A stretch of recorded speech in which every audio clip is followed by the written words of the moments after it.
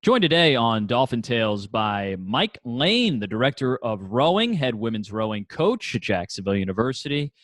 Mike, you said months ago, you said you don't ever want to talk to me on this thing, and here we are months later, finally catching up. How you doing? Oh, it's great to see you. I really wanted to avoid seeing you, but I couldn't be more excited to be a part of this conversation today. We've made it to November, and I could not be more excited about that. So I'm doing pretty well. Good to hear. Yes, it is November. We are inching ever closer to 2021 and what would be the return of the season proper for you all. Let's step all the way back here for a moment, though, to start this, all the way back to March when everything shut down. You're right in the middle of the season. You're gearing up for what is kind of your busiest 2 months there of the year. I mean, looking back on it now, how crazy was that moment, and how have you sort of used that as an opportunity, hopefully, to try and establish a unique and different connection with this year's group? Part of me doesn't even want to think about last March. It was talk about a roller coaster of emotions for all of us. We went from having an amazing event that first weekend in March, the Rock the Docks event here in Jacksonville, our first home race of the year, right into spring break. And that Thursday, we were traveling up to Virginia to meet up with Old Dominion and spend a couple days training with each other and then racing on that Saturday.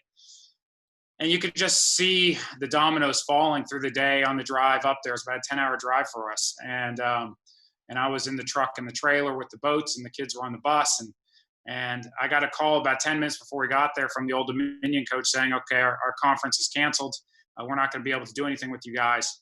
And at that point, the MAC was still going. And shortly after we arrived, we got the phone call from the administration saying, hey, your spring season's done. But what I will say is the fact that we were all together as a group, the entire team was sort of on that bus on the way to Virginia, and the coaching staff was together. We all arrived. We sat each other down, and we had what was a very emotional conversation about our spring being done. But what was really awesome about that moment was we got the chance. Last year, we only had 4 seniors. Old Dominion loaned us a couple eights, and we were able to have the seniors do a you pick 'em.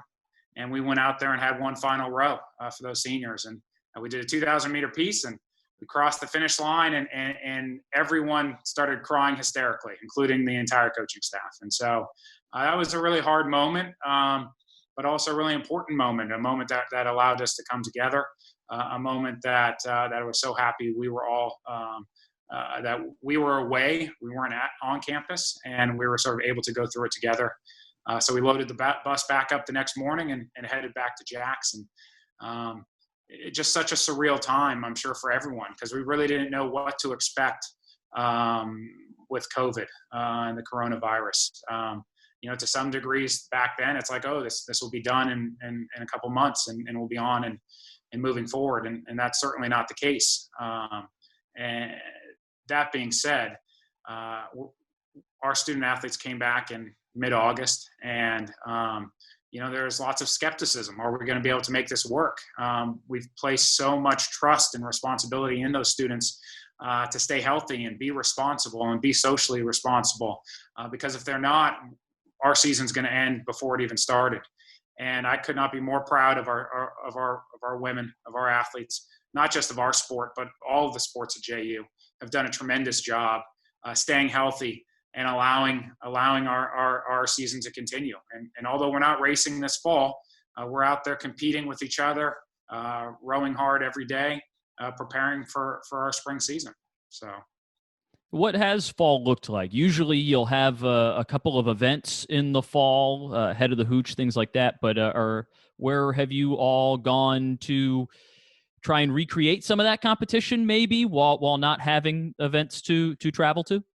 Yeah, no, it's been hard. I mean, motivation, I think, across the board for everyone, not just here at JU, but any school that's training is the hardest thing of all, to keep our athletes motivated, keep the coaches motivated, because tomorrow it could all be over with, if we had a COVID spike. Like I said, the kids have done a great job. And we, of course, have, and this is a traditional race that we have.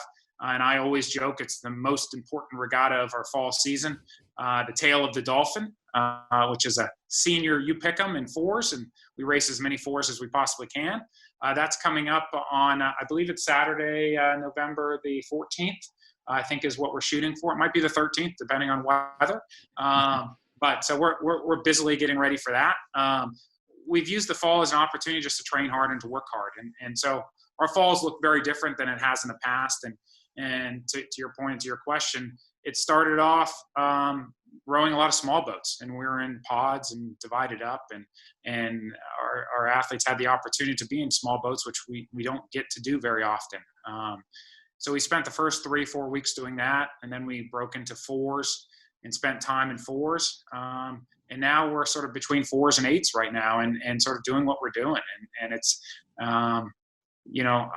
I thought once we got to October 1st, we'd be home free, but that's certainly not the case. Every week presents a new challenge, and our student athletes have rose to the occasion and continue to work hard and train hard. And, they're preparing for spring racing. So that's what keeps us going, really. How much is there a sounding board between you and other coaches across the country about how to handle this, since you all aren't exactly in the same situation? Things are a little bit different in different parts of the country, of course, but it's a similar setup everywhere. Nobody's competing this fall. So how much are you talking with other coaches and trying to get creative and plan and do the best you can? Oh, absolutely. I mean, that's really the backbone of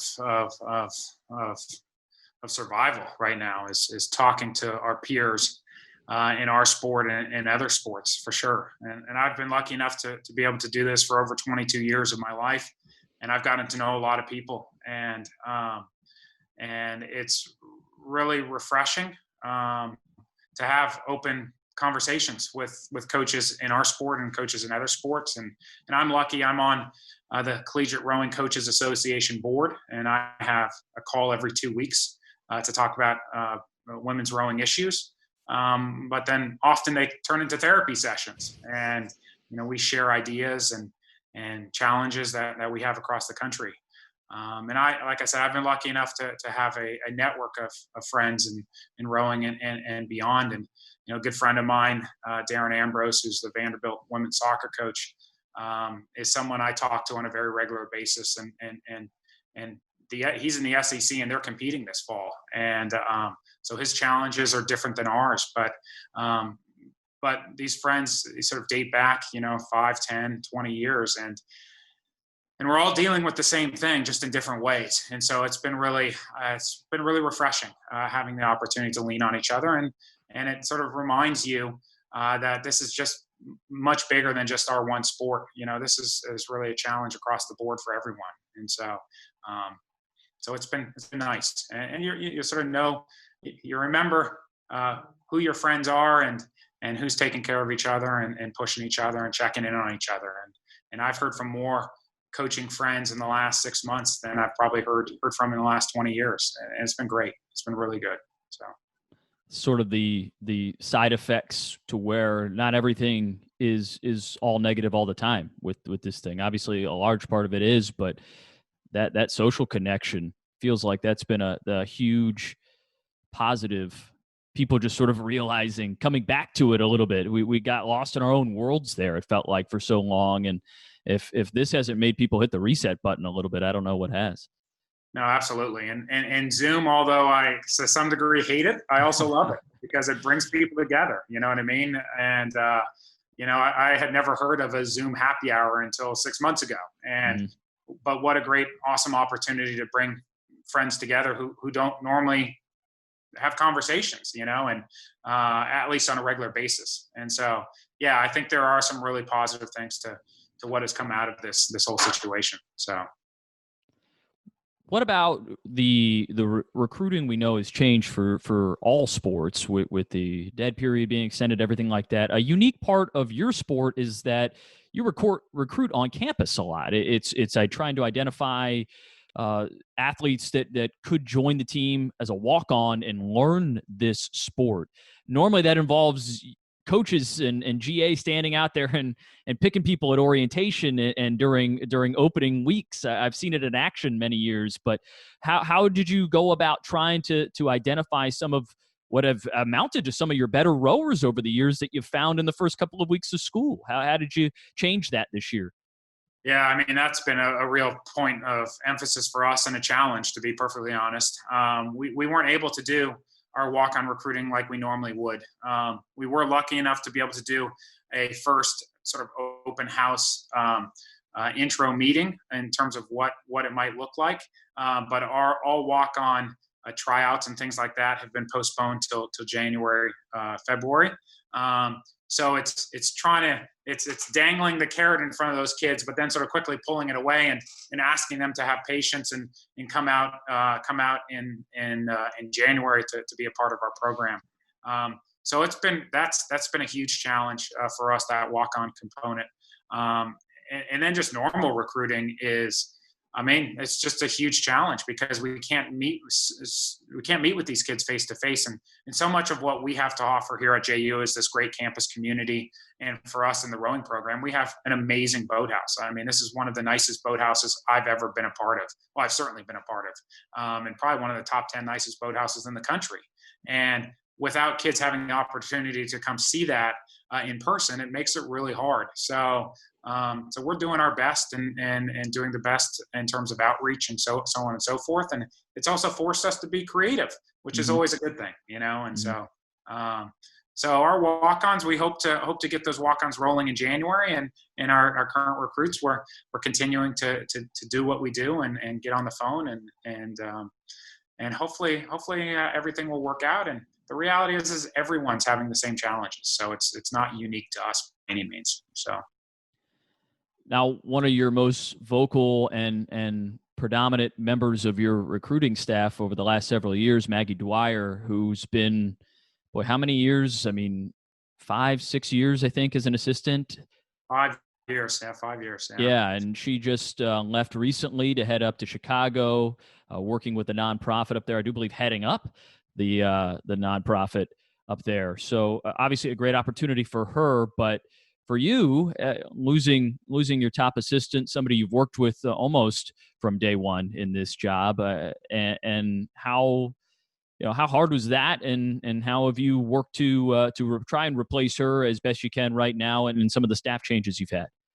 Well, yeah, Maggie was more than just an assistant coach. She is a very good friend of mine. She actually, I recruited her out of high school to go to the University of Pennsylvania and rowed for me for 4 years there, was a captain her senior year, and was able to get her to come down here to JU and help us put together what we were able to do the last 5 years. And so it was time for her to move on.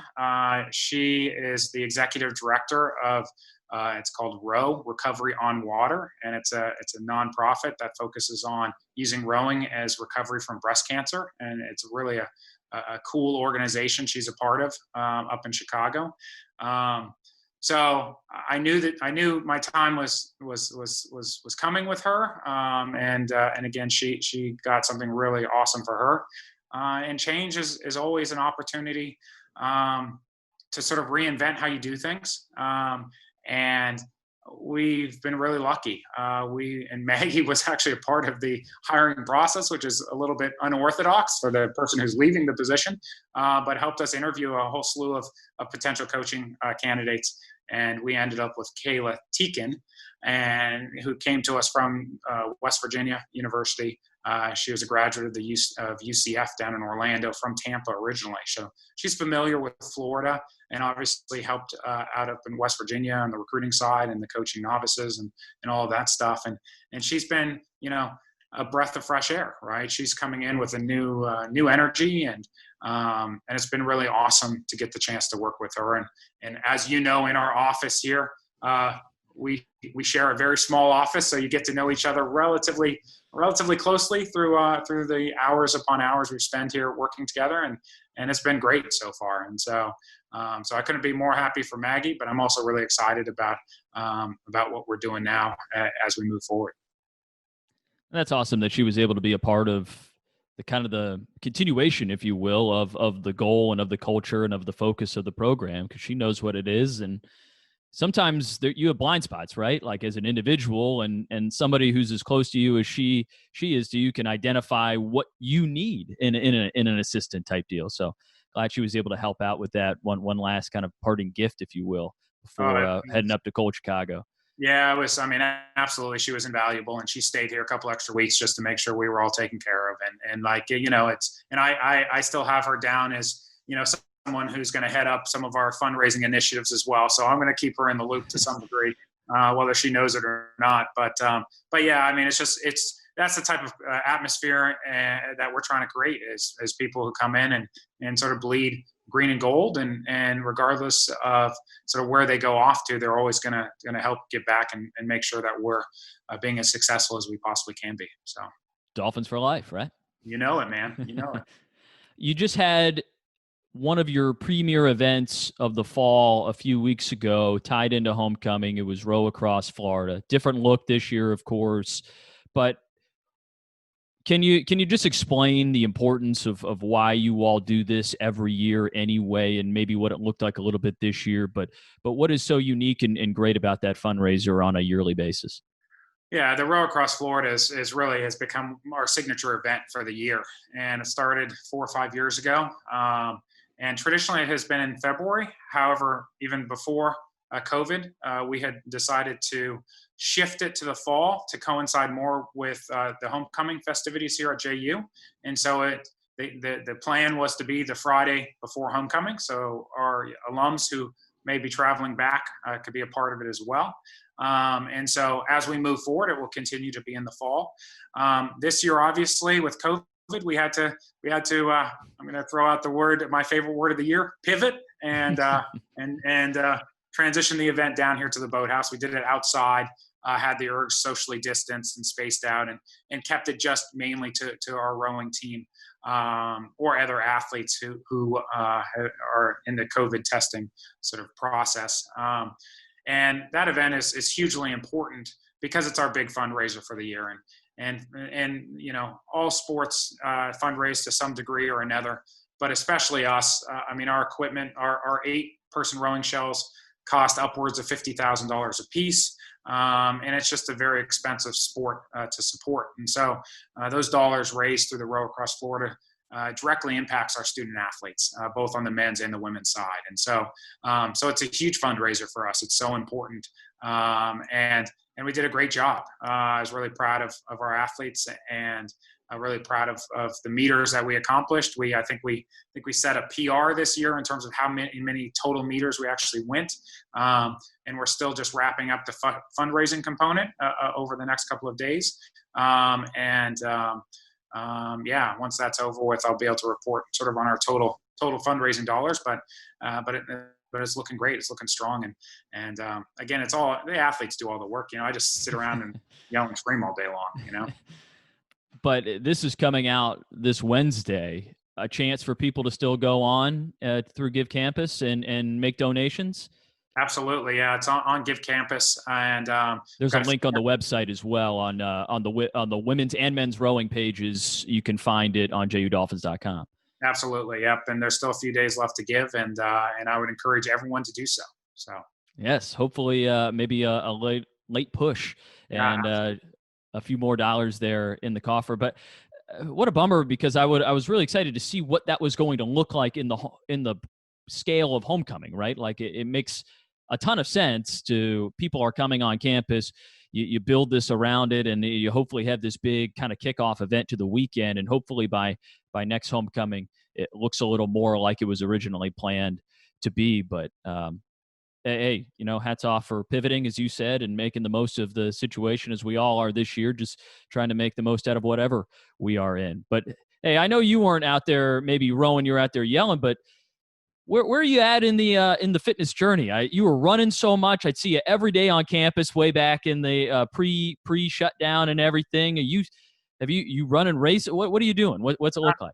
Well, as you know, I ran my half marathon back in February and beat my goal as a sub 2:10. So as less than 10-minute miles for a big guy. I think that was pretty good. Scott, I hate to tell you this, but you're going to get old like me. I just had my 44th birthday the other day, and I'm falling apart. My Achilles are both about to rip off, and so where's my athletic journey right now? I actually started after about a 4-month hiatus from running. I started running again about 2 weeks ago. Okay. So I slow and steady with that one. My weight loss journey has sort of leveled off for a little while. So I gain a pound, I lose a pound. That's been the case for about the last 2 months, which I feel like is pretty okay considering, the COVID times we have. Yeah. But yeah, I look at our athletes and they inspire me daily to keep up the journey and I would love to continue running. When you get old, you'll realize running is really painful, especially when you're a big guy like myself. But I want to keep going as long as I can. So. Well, first of all, happy belated, and secondly, running is painful for me now, and you think I'm some young guy, so I'm hats off to you. I'm impressed. You ran a half marathon faster than I'd ever be able to run a half marathon, so that's something pretty awesome in and of itself, right there. Yeah, I appreciate that. Yeah, it's I mean, I recommend it to everyone. Give it a shot once, So. My knees and my Achilles are hurting right now just sitting here thinking about that. But I'm like twice your size, big guy. So you could totally do it. Yeah, no problem.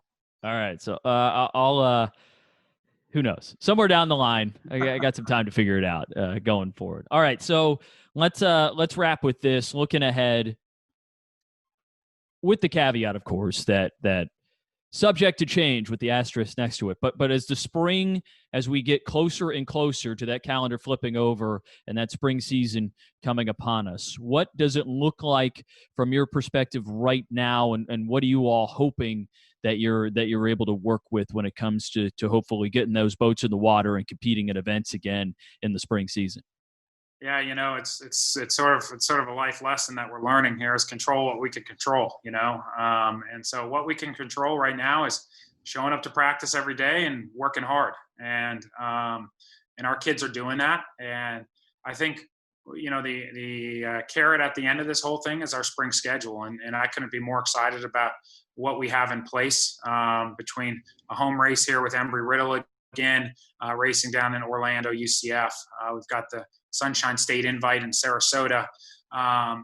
Looks like we'll be going up to the George Mason Invite, which is in mid-April, which would be a new regatta for us going to, with a bunch of sort of mid-major type schools. We'll be racing there. There's a few other races that we're sort of looking at, and then of course the MAC Championship. And so we have to think positive, and like I said, all we could control is what we could control, and that's getting ready for those spring races and going after another MAC championship.